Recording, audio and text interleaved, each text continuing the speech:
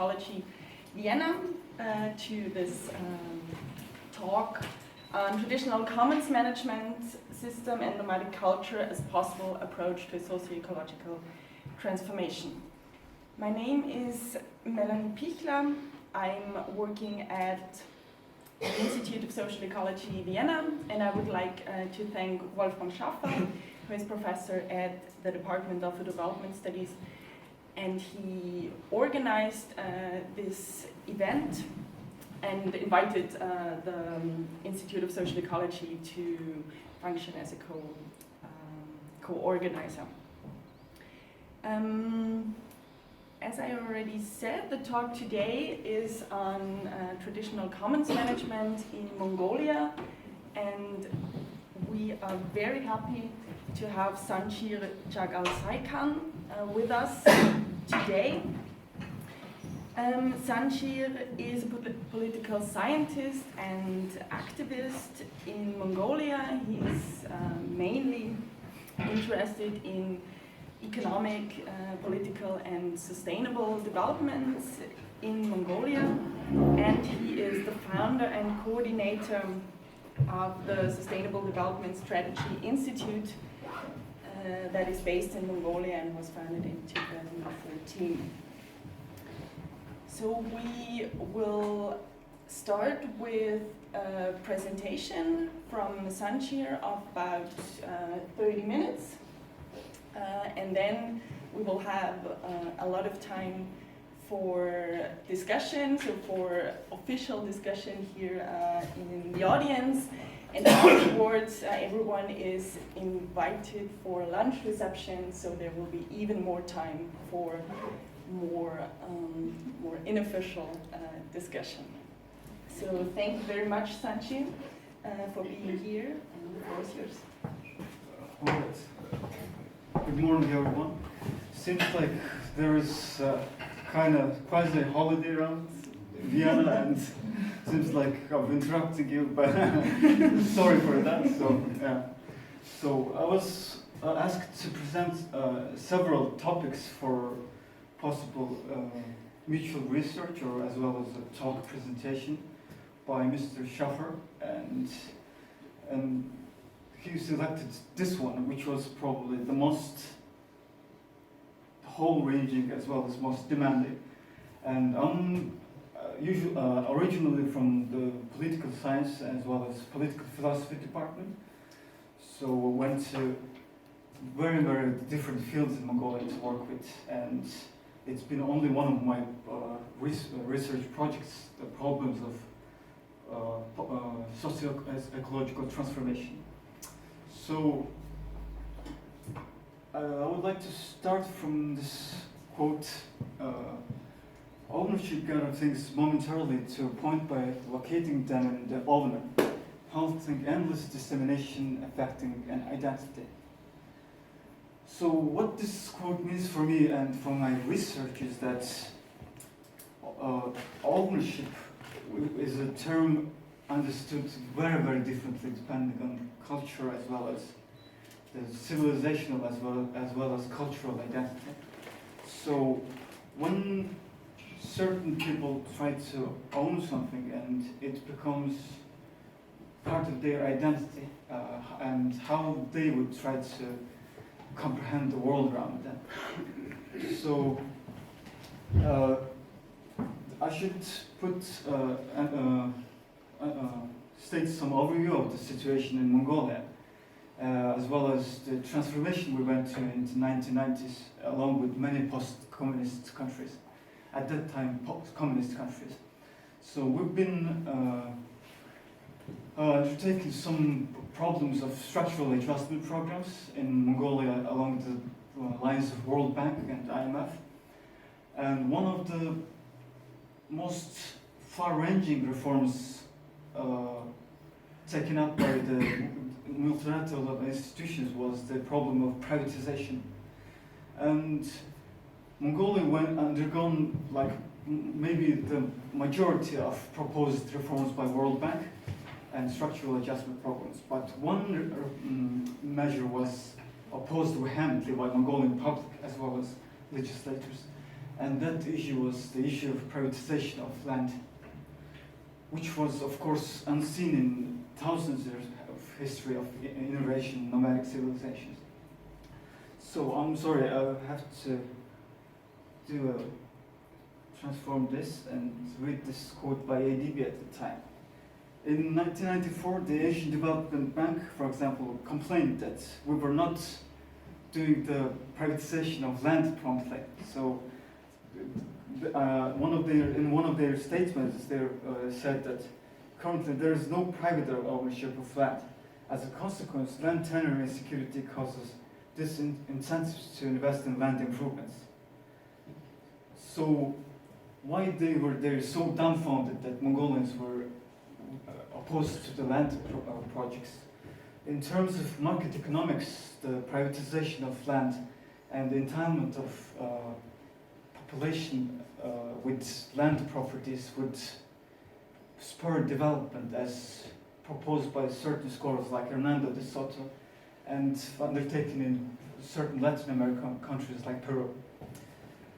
So the problem is not per se the land from formalization and land privatization.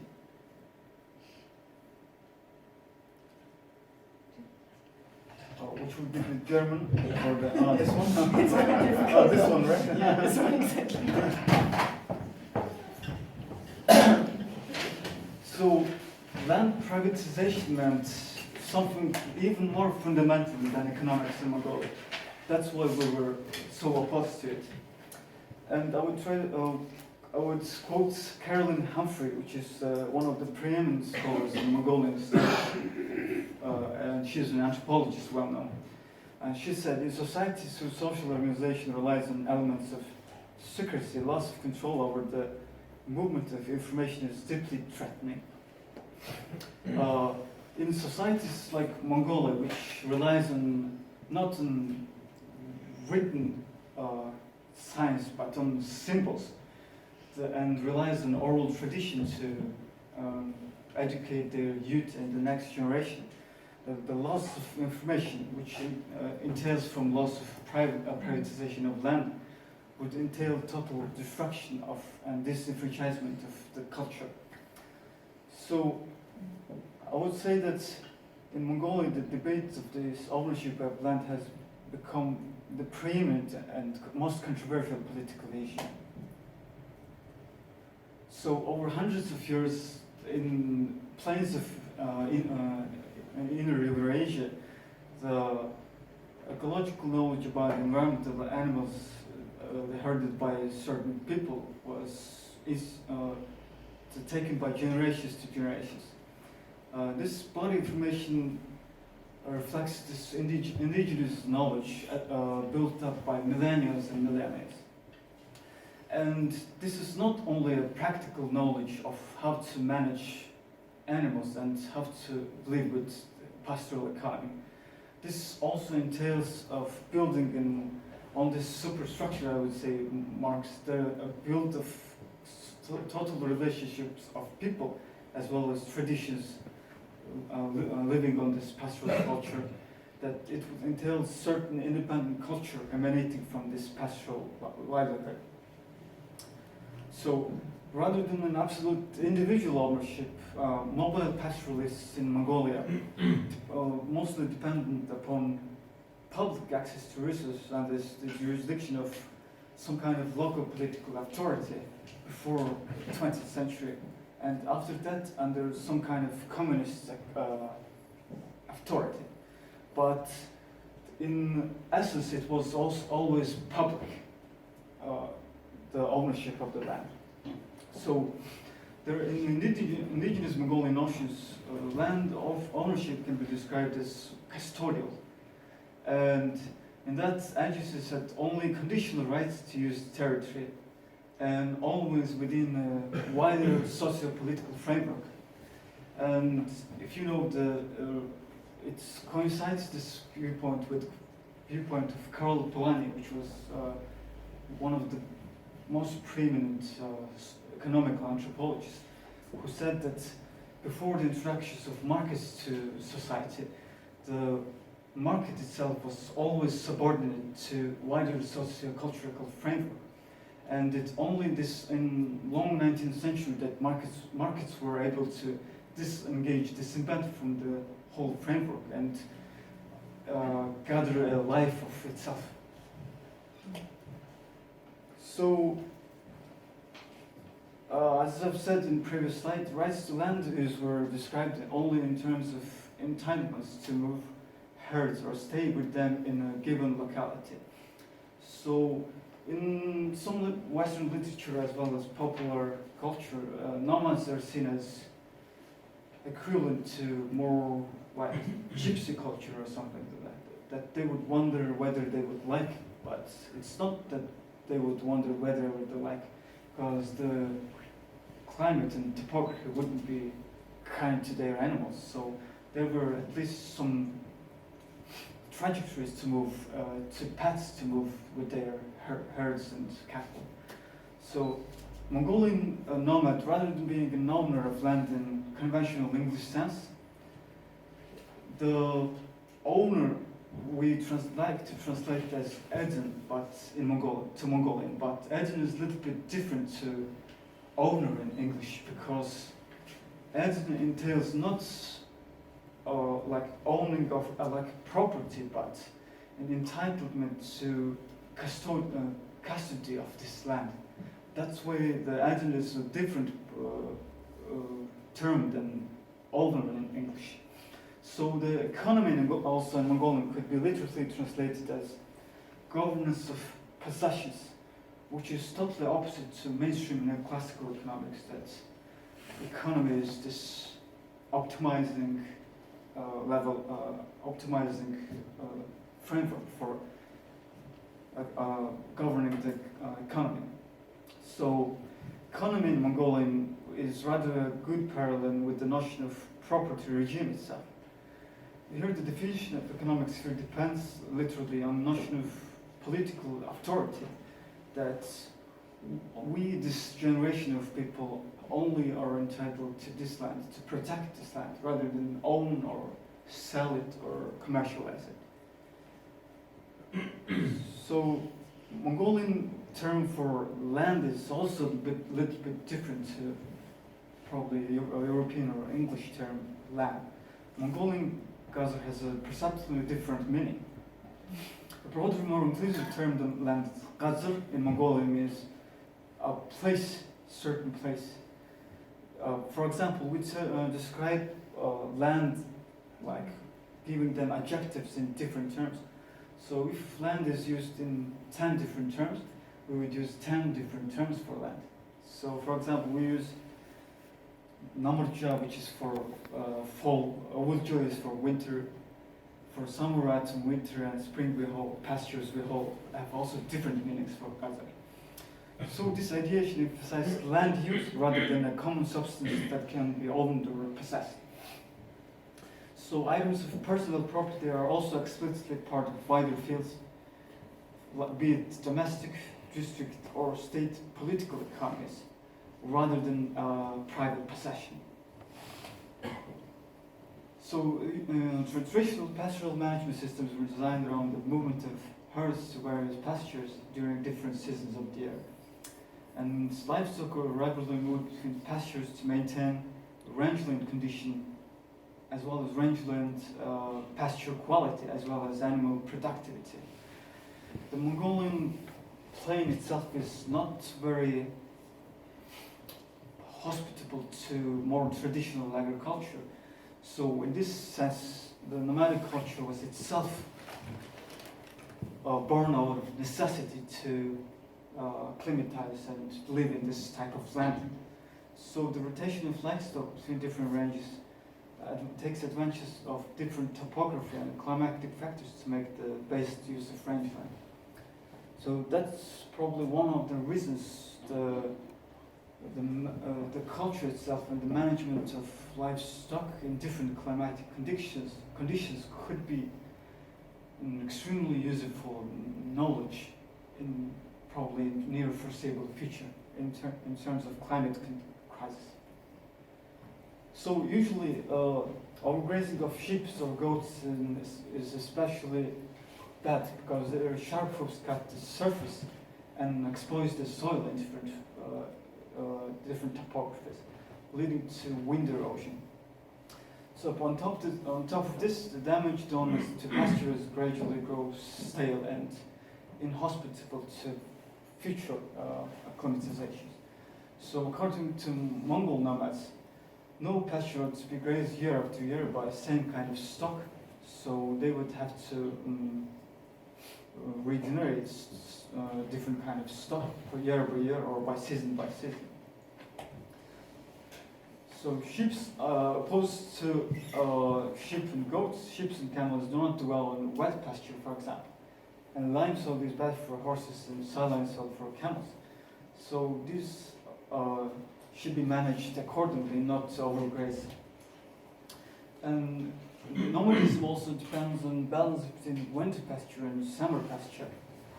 Because in winter pasture, they would build this called erosion, these little huts besides their yurts, usually besides mountain in order to protect from wind, but also not on too steep of mountains to disclose the wind like completely. There should be some kind of wind to be able to move around. So nomads have very, very rich vocabulary for landscape and animals they raise for living. And we've had very, very big problems transitioning to communism because of all the scientific terms we had to use, and practically 500 to 700 words were being translated per year during like 60s and 70s. And now the Mongolian language is this hodgepodge of Cyrillic and Russian terms, which also emigrated from German and stuff like that. And right now, and after 1990s, we have so many English terms that it's very hard for linguists to actually trace which was where, which was born there. So, coming to the topic, nomads have very rich vocabulary.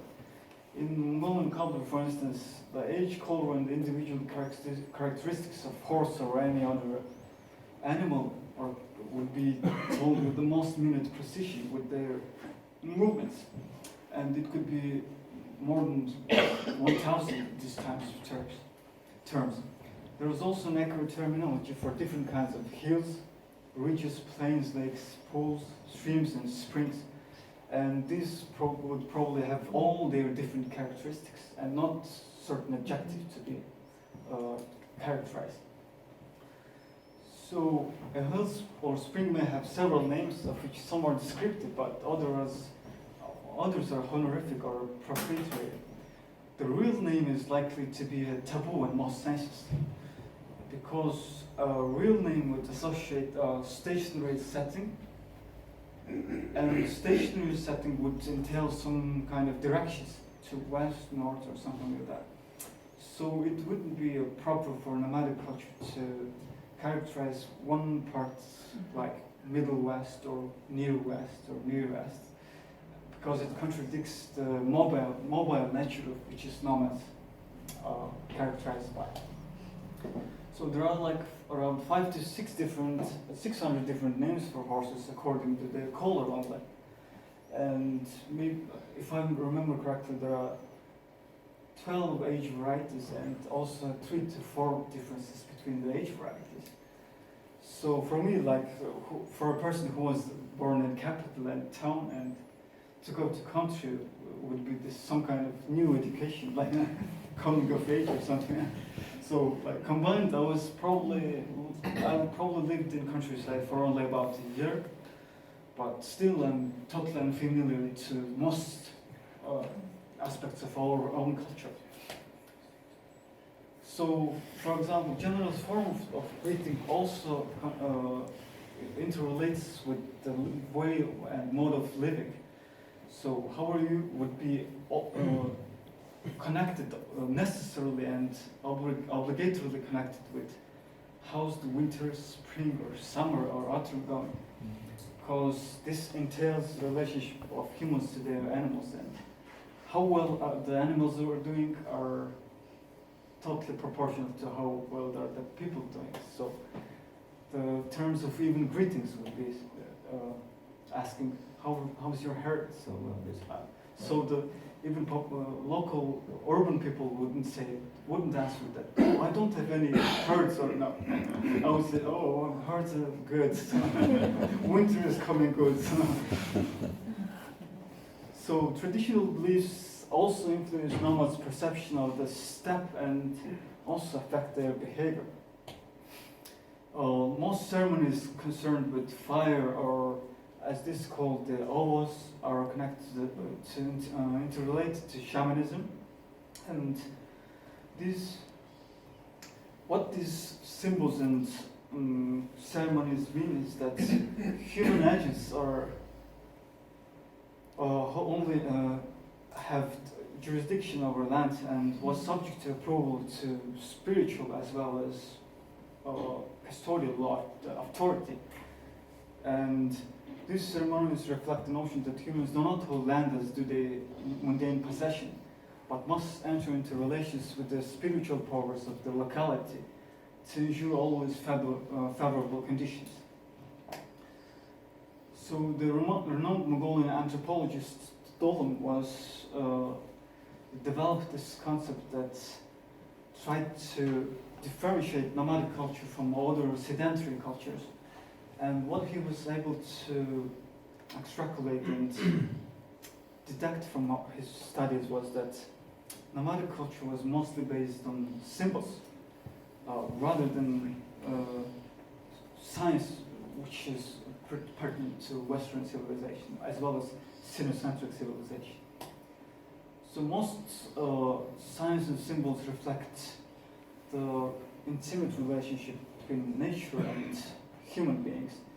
That what they would mean is that people in their essence gather their meanings and identities only from relationships with something else, and it doesn't reside autonomically within one so-called identity that is separate from every feeling. This contradicts the Western notion hold philosophy that, starting from the Plato's forms and continuing to modern day philosophers, the Western day philosophy was prominently based on this notion of certain intangible identity, and then this circulation of knowledge emanating from this axiom. But the nomadic culture entails a little bit different than this. So this pastoral socio-technical operations reflected the different orientations of the agencies engaged in them. And households, as basic units of nomadic culture, needed to provision themselves. And in modern times, they would need to operate in relative domestic subsistence in order to be sustainable for long term. So many of these requirements could be met by each pastoral family having relatively small numbers of several species of domestic livestock. And one of the reasons probably we have this problems of this moving to urban type of living style is this traditional self-sustainability of every family, and that they wouldn't need much cooperation from people living like 20 or 30 kilometers living at that side of the mountain. So this type of usual cooperation, the city type of cooperation, which entails like minute-to-minute interactions, are a bit too hard to combine for Mongols, but it doesn't mean, of course, there was no cooperation. And Mongolian, all the equipments and types of Mongolian living are totally equipped and, as I would say, very pragmatic and mobile, because the quick movements to pastures would entail a mobile home, which is of course known as yurt in the West. And this could be built in around, maybe by professionals in an hour or something. at 10 euros for a whole family.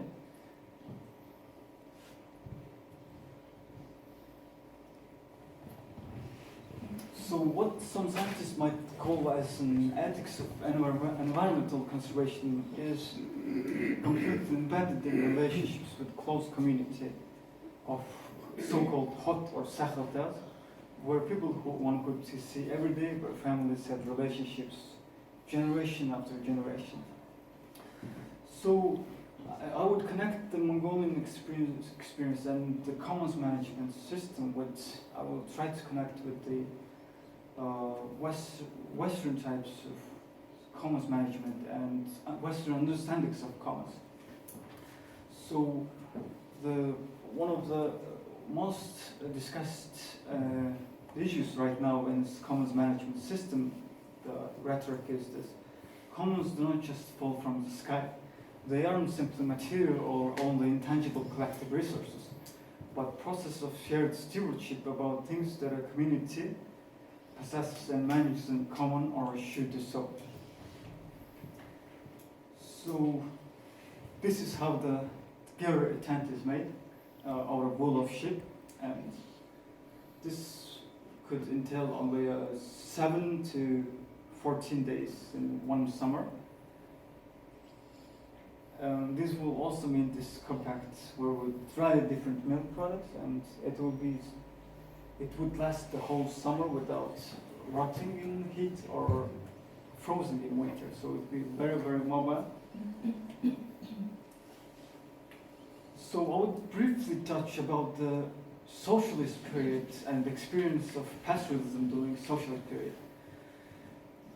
Even though the methods were different, as I've said previously, the common ownership of land was the essence was maintained during the socialist period, because the land was owned by the state, rather by private persons, and it was managed by the collective's leaders.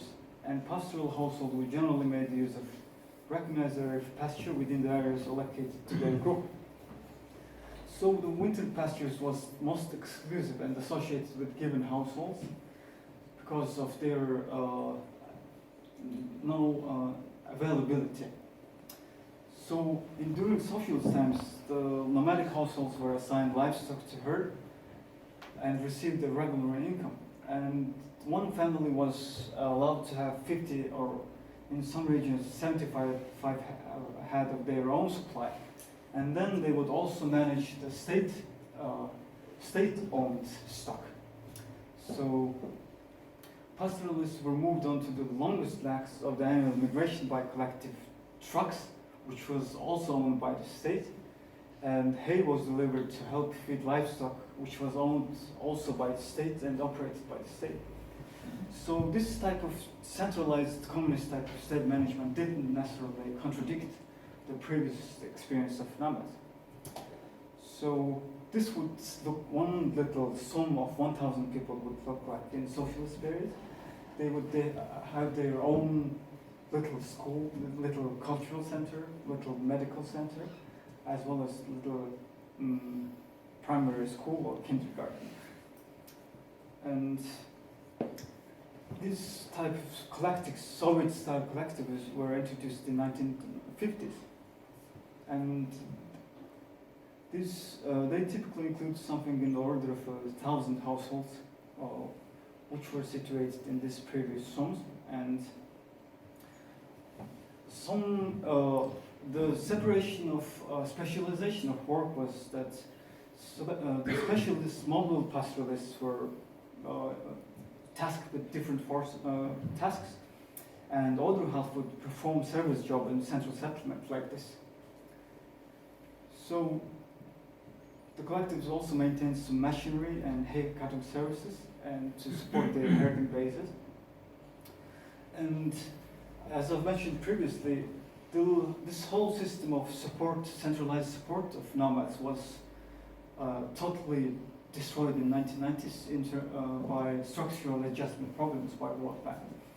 So what would the privatization mean for nomad after 1990 is that for example, one fortunate person could have like 500 or 300 stocks by themselves, and some well-connected individuals could probably have a tractor for himself or something like that. But the specialization was completely lost, and some herders with 200 or less stocks would be totally prone to this stults, because they couldn't deliver themselves or prepare hay for themselves, couldn't manage by one family or three family.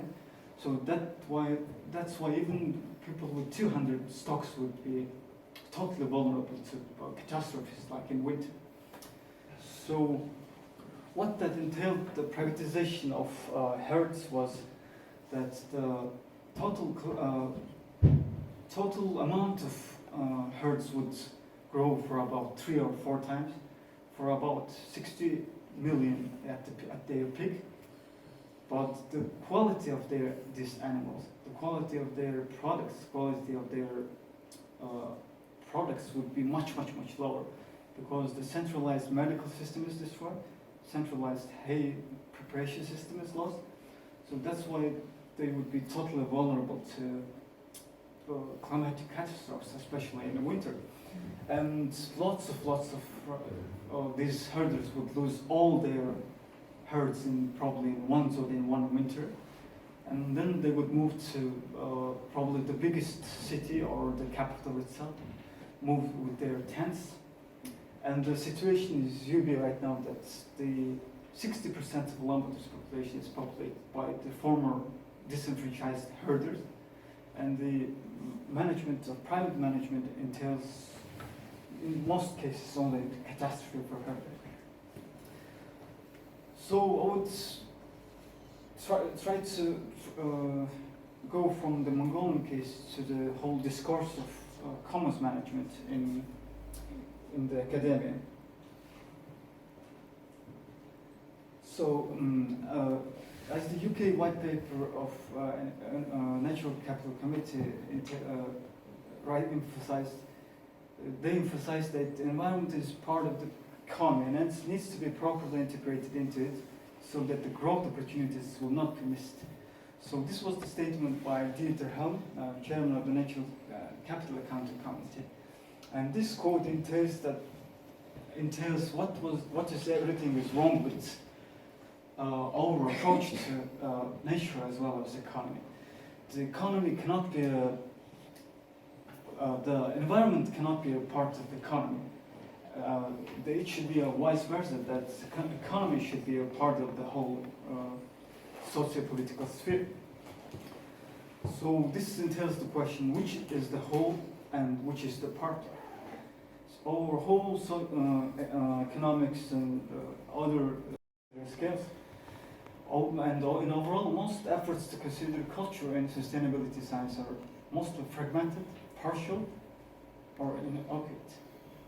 So, if commoning is an active living process defining it using only methods from natural sciences, it becomes futile because the natural sciences would only look at the stationary perspective, looking at the mechanisms, not the whole part where the human part integrates and relates to the nature. So, commoning as opposed to commons, which is a stationary concept. Commoning is more dynamic process, and it involves much idiosyncratic creativity as well as improvisation, dynamic evolution that can only be understood as aliveness.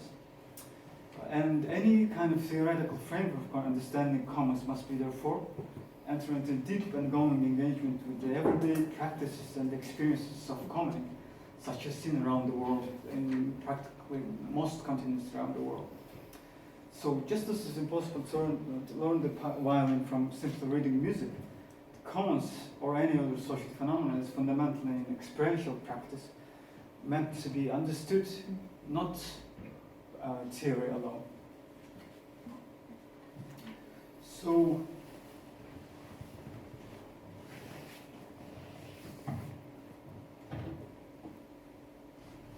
I would like to end my presentation with the quote from Michael Hart and Antonio Negri. that the management of our common system is cannot be solved in duopoly or of centralized state management as well as private property management. The common system should be entirely different, as both philosophically as well as ontologically. And this seemingly exclusive alternative, according to Negri, between the private and the public corresponds to an equally pernicious political alternative between capitalism and socialism, which is also an unnecessary dualism concerning that the only one system should be right and another entails the total opposite to this. And thank you very much.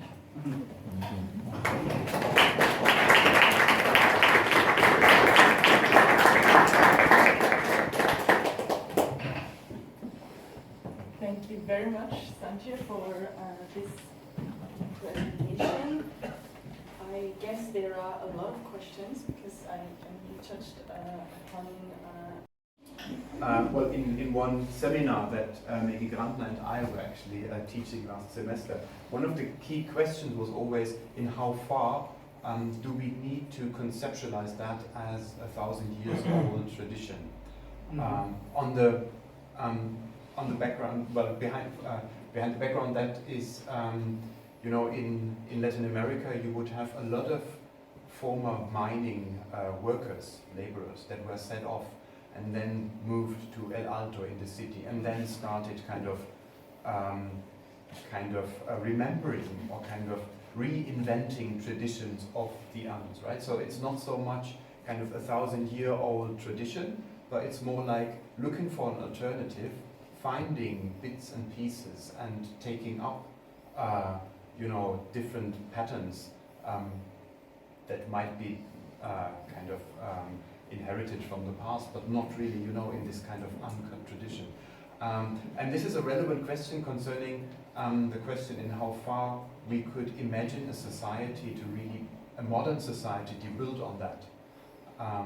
So what would be the potentials to generalize this kind of way of dealing the commons? Does it mean that we have to kind of beam ourselves back in history like a couple of thousand years and then imagine not living in cities, not living with an iPhone, not living with any electricity? Is that then the asset we have, or is there kind of, you know, modern, I don't like the word, right, but kind of, you know, contemporary version of it that's maybe already in there?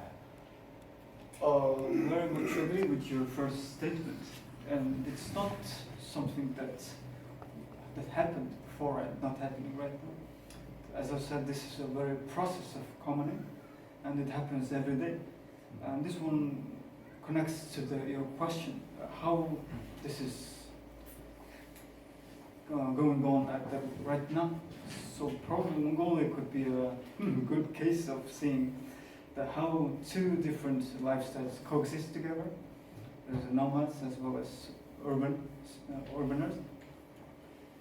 And these present like quite interesting examples that, for example, like every Mongolian practically family has a solar panel.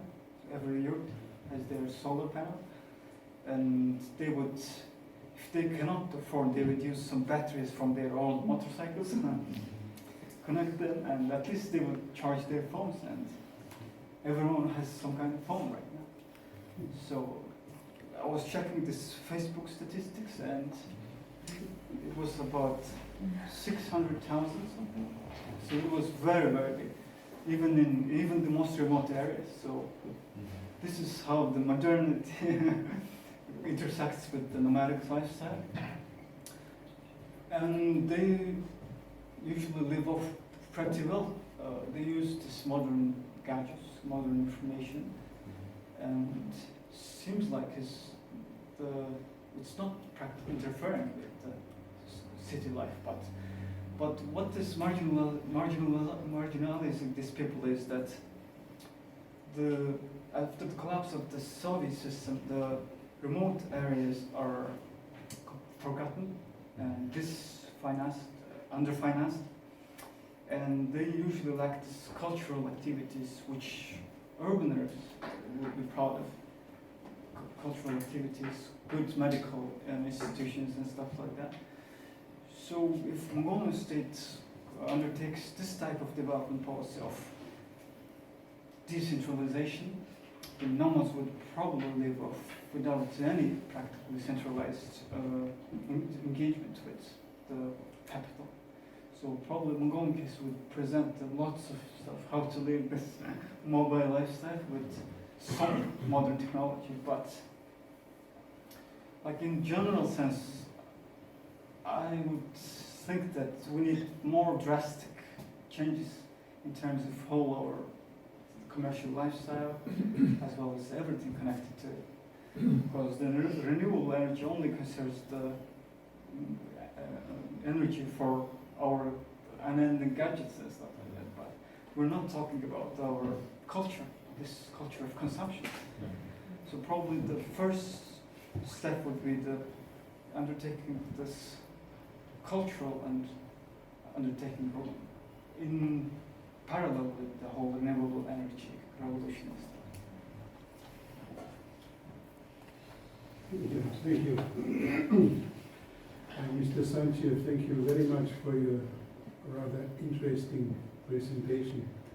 I heard a lot of new things you presented. I go back to the start of your presentation, and I have a lot of notes coming from your speech. And I would first suggest to separate two aspects. The one is the relation of the nomads with the soil or with the environment, manifested in so many symbols, so many words in the language everywhere in your country. And the other is the right of land use. And when you look at the land use rights, you have two more aspects. The one is land use as an owner, or land use as a user.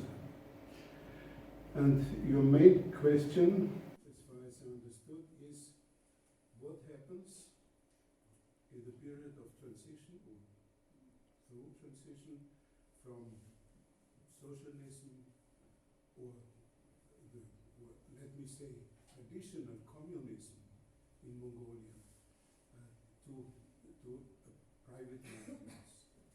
And in Austria we have the imagination that this is, of course, to break with common rights when you privatize the land ownership or the land, but it is also the start of a new care for the soil, for the basis of living of the nomads. And so I would like to ask concisely, is there already in Mongolia a land register, a functioning land register?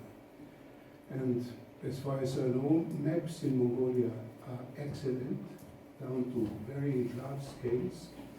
And there should be a functioning land register, and so that the owners of the land really can care for their land.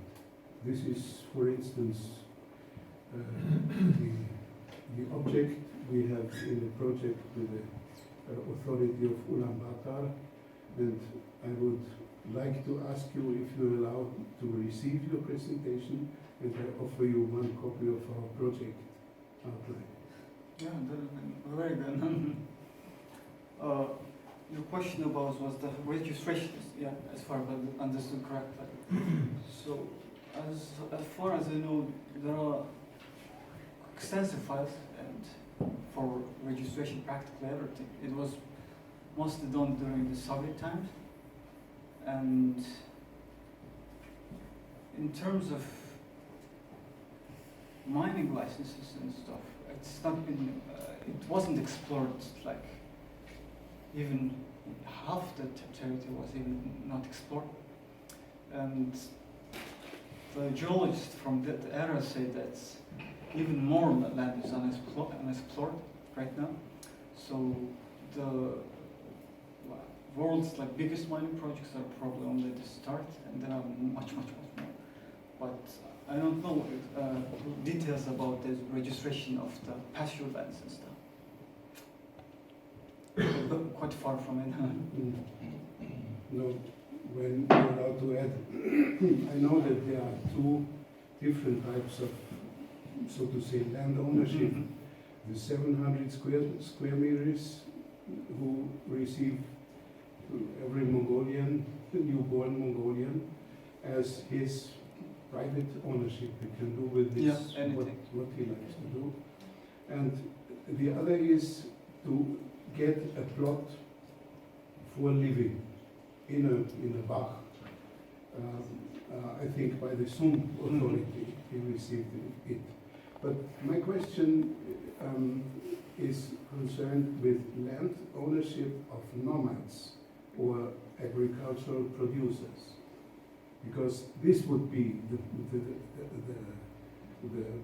most important thing, so that it's not necessary to force the owner to care for the soil, but it is simply possible to improve 1,000 hectares, millions of hectares of land in Mongolia, so that it is not necessary to herd 60 million animals, but much less, with much better results. Yeah, I think there are lots of lands that are owned by agricultural corporations, especially in the Dornat area, as well as the other half provinces, and I would say that the most difficult problems is the process of mechanization of agriculture there. Lots of these corporations are, or some are planning to move to even more mechanization, but it would entail lots of problems for Mongolia. And about 7 hectares of land in Yugi, so nobody can get right now because everything is owned in Yugi. So if one wants those 7 hectares of land, they would probably have to take some land even in remote areas around Yugi, which is not connected to infrastructure and stuff, so probably useless in many cases.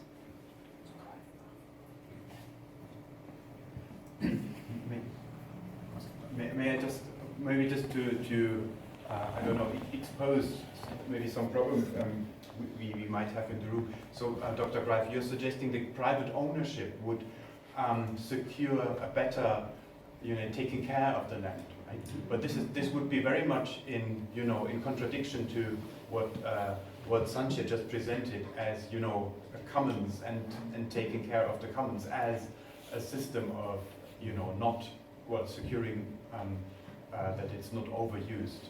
Right? So from your experience in Mongolia, you would say it is exactly the commons which is not working, and it should be turned to private ownership in order to make it work. Right? But here we have a quite kind of fundamental theoretical, discrepancy or say conflict, right? Because it's exactly two different types of economic schools also, right? Yeah, but let me answer to this. It's not a contradiction, as I think, because Austria, for instance, is a very good example for working common rights in agriculture.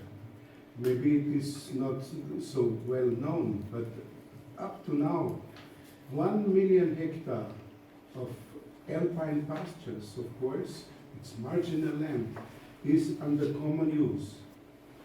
If there are animals, if the farmers herd their cattle on the mountainsides, this is another question. But possible is pastoralism on 1 million hectares in Austria of in common use.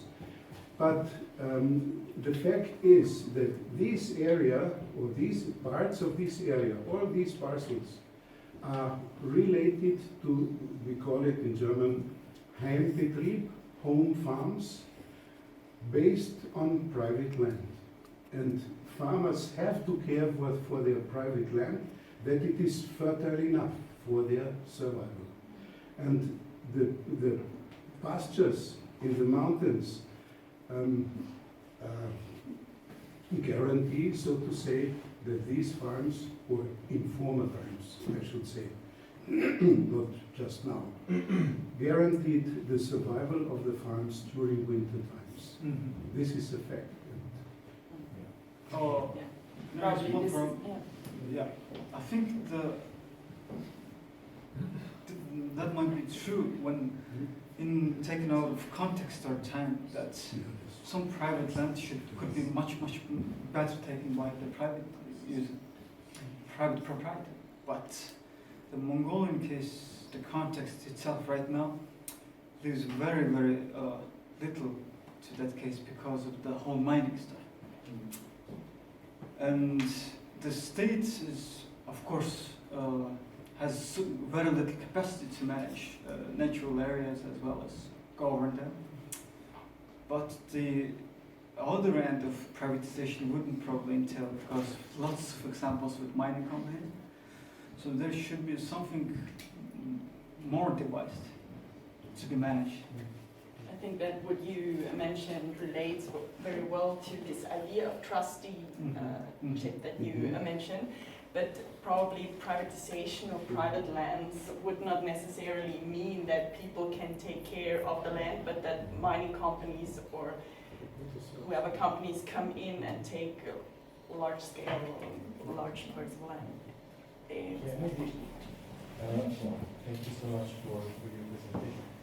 I just would like maybe to hear a little bit more about, is there specific ecological reasons behind the evolution of common systems? So I'm thinking, if the herds cannot stay for too long on one piece of land, you need to move them. And when you have a system of private property, how can you ensure the moving of herds from one plot to the next, for example? So I'm thinking maybe a reason, is this so? Are there ecological reasons why common systems evolve? And so there are ecological implications to planting. Yeah, I think there is quite a hard determinism in this because of the harsh conditions in Mongolia as well as surrounding areas, that very little agriculture is possible. Only in very little provinces to the east are arable lands good for agriculture, but those are even have very little soil and it's going to be destroyed quite fast if some kind of mechanization goes on. And the common system is practically essential for herds to move around. And if they stay in one place, as I explained in my presentation, for 2 seasons, the soil will be gone. So it's the constant movement is necessitated by the topography, ecological functions. So your question is, yes, there is extremely important relationship between the topography, ecology, and the way of living. Okay, thanks. I look around, if there are other questions from people that haven't spoken yet. Yeah. I'm Karen from the Development Studies. Just one question. If I understood you right, the use of the land was embedded in cultural ways or something? Like if you own something, you usually have to pay a price, or ownership price. But if you use the land, do you have to pay something, or do you have to make an active contribution to someone, and to whom? How is that working? Can you just go with your herd there and be like, my grandfather was here, so I'm here too? How does it You work? mean right now? Yeah. Yeah, something like that. This is a hybrid system, and usually this is like that. We have these promises. Everyone knows each other, so it's primarily this custodial type of relationship where you know your daughter and you know yours. So you know, your grandchildren, and most usually stay within this same area. It's not that they migrate to faraway places like the Gobi Desert or something. It's usually within the province, or if it's far, then to 1 or 2 provinces. But right now, what's the problem is because of the whole desertification. The Gobi Desert is moving very fast to the north. So people are even having a hard time moving with the big family. And what they do is what it's called oturluk. Otur means that one person, maybe a biggest child, would take this little tent for just only himself and take their camels or cattle to much farther places in order to feed them and water them, because the climatic conditions are so unstable and changing, constantly changing.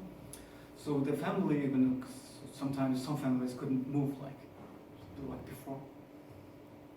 So then lots of people have to just migrate even more, like without families, just by himself or 2 people. Can I add to this? But then who, in cases of, in case of a conflict, like who decides on what to do? Like, are there any? Is there a, I don't know, community head? In theory, it should be the local legislators, but it's usually one of the heads of the families, like extended families, or one of the heads of this informal council, which call this IMAG committees. It's all informal managed usually. But are these kind of more customary law people? Are they kind of recognized in the official law or not? It's usually they know it, but of course they would try to manage it differently by looking at generations and generations, like who lived here and who's coming from another province, who looks like an immigrant or something. For example, if there is a conflict, like the local government says, well, it's more beneficial if we have a mining license here. And the community maybe says, well, it's not really beneficial for us, but we want to continue pastoralism. So then, how does it work? Are there cases? Yeah, of course, man. Usually when mining is involved, usually the customer goes to the backstage and the legislators would come in for licenses and stuff. So, but in terms of this grazing and stuff, there could be much more soft management in terms of customs. Yeah.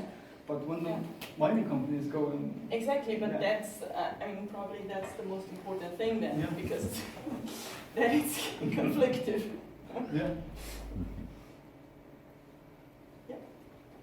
Hello, my name is Hannes. I study at the Institute of Development Studies. And my question is more conceptual. So you already slightly touched it when you answered Wolfram's question, I think. You entitled your lecture Pastoralism and Nomadic Culture as a Possible Approach to a Socio-Ecological Transformation. And you talked a lot about pastoralism and nomadic culture, but I think you hardly talked about socio-ecological transformation. And therefore my question would be, what's your perception of socio-ecological transformation? I think any type of socio-ecological transformation should be coming from very different sources. There couldn't be one system based on nomadism or one system, but lots of indigenous knowledge, as well as their application by modern standards, modern living, should be included in some kind of synthesis. And usually the Mongolian case is presenting something more, I would think, attuned in Central Eurasia, especially when lots of stocks and cattle are involved, and the migration, lots of movement and migration are involved. And this type of built-in indigenous knowledge could and should provide lots of information to modern people as we are, as we say.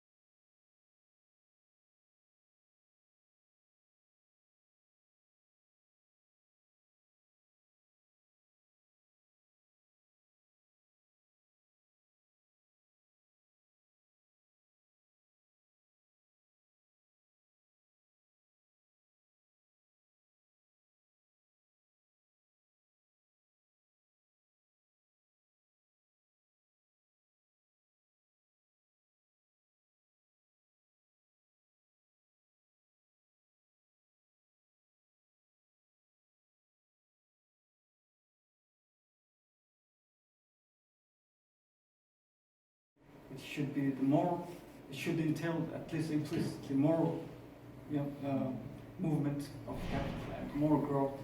And it explicitly contradicts the common way of ruling nature as not as a commodity. So in terms of neoliberal legislation in Mongolia, of course it's very hard. Everything is going for privatization right now, and especially in crisis of commodity prices, when commodity prices are low, developing countries like Mongolia are prone to privatize lots of their services as well as land, water, forests, etc. So there are significant problems of contradiction between the current trends of neoliberalization as well as the commonism. Okay, maybe my questions already raised by Nalenia. So it's about land use and when the conflicts occur. So what is the mechanisms to settle this kind of conflicts? So in Myanmar, in fact, we have problems for some we call slum. But in Mongolia is a big country and people just nomadic from one place to other place. And I think in future there will be some problems faced between the state and the nomads, and also among the nomads themselves too. So I think so. What kind of mechanisms the state have prepared to prevent the conflicts or to solve the conflicts, or what kind of mechanisms they have made to take care of the hormones or environment issues? I think I've touched in the in a hole in my response.